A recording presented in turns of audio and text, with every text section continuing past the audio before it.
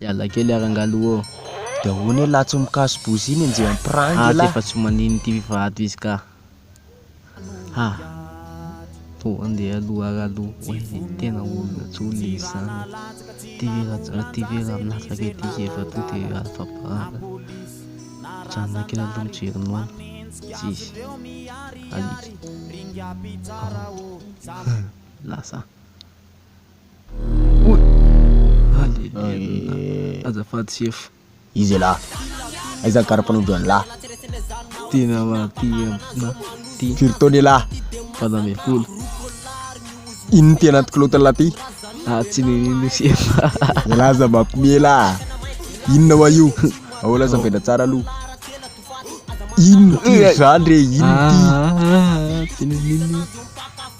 Fahono. Iala ohatra mandaika. Zambanana any la misisy. Ino koa de raisiko.